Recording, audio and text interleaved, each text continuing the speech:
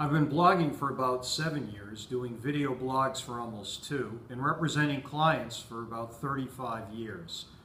So I think I have some good experience in telling you what are the common questions that we hear from clients in the personal injury field. The first question perhaps is, will my case be tried or settled? It's no secret that the vast majority of cases do settle before trial. However, that could well still mean that a lawsuit is filed, that discovery is exchanged, and you could go pretty far up, almost including to the time of trial. But it doesn't mean that you'll necessarily have a jury decide your case, because there are many opportunities for a case to settle before that time. So you should always keep in mind that your case has a very decent chance of settling. But you have a right to expect of your lawyer preparation. And it's often said that cases that are prepared for trial are settled, and that cases that are prepared for settlement are tried. And I would hold your lawyer's feet to the fire on that and expect full preparation. Next question I often hear is, how long will my case take to resolve? And that really depends primarily on the injury. How long will the injury take to resolve? In workers' compensation, you hear a term, maximum medical result. When does the client or the patient have a maximum medical result in the mind of the doctor? And while I may not use that term in third-party litigation, in personal injury litigation, that means in something other than the workers' compensation context, that term does evoke the kind of thing that I'm saying now, because it says a case is not ripe for resolution until we know the long-term prognosis of the client, until the client has reached really a maximum medical result. At that point, a doctor can make reasonable projections and reasonable opinions about the likely scenario, and at that point, your lawyer can turn to the defense lawyer or the insurance company to say that it is now ripe for settlement. Another question has to do with fees and expenses. Will an attorney, a personal injury attorney, take a fee on a contingent basis, and that is not charged on an hourly basis? Well, the answer is that my practice and my firm's practice is to take personal injury cases only on a contingent fee basis. And that really is a good thing for clients, because a client does not have to come up with money to have the case pursued to pay for the attorney's time.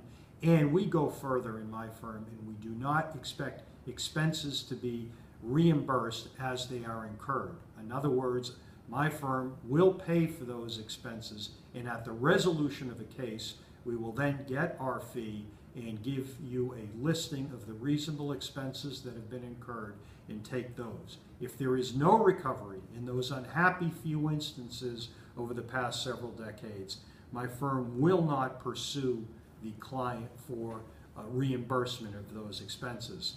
Obviously, no fee would be due for legal services, but it needs bearing in mind that the expenses, the out-of-pockets, will not be asked from the client to reimburse the law firm. In the extremely likely event that you do receive a recovery from your personal injury action, many clients ask, are there tax implications? And the answer, happily, is that no, there is not. The Internal Revenue Code defines or excludes from the definition of income personal injury awards or settlements. And there have been a few tweaks to that by Congress, but I maintain that that is entirely the broad basis of personal injury cases are not taxable, neither federally nor by the state. Finally, do I get my money in one, to use a term you hear in workers' comp, one lump sum or one payment, or can I have it paid out over time? Being paid out over time is known as a structured settlement, and it's usually an annuity. There are certain advantages to a structured settlement. It protects those of us who might be inclined to spend our money very quickly, and it also has a slight tax advantage in that the money that is paid out over the course of the structure is tax-free. In contrast, if you get a settlement and you then invest the money, that would be taxable. Not the initial payment, because as I said, that's defined as not income, but the money that you would make from that would be taxable. So there is that slight tax benefit. The interest rates are low nowadays, and therefore the benefits of structure, paying out significant amounts over time, is not quite what we saw, say, 20 years ago when interest rates were different.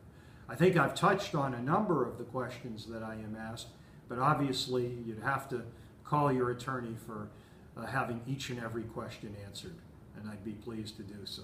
Thank you.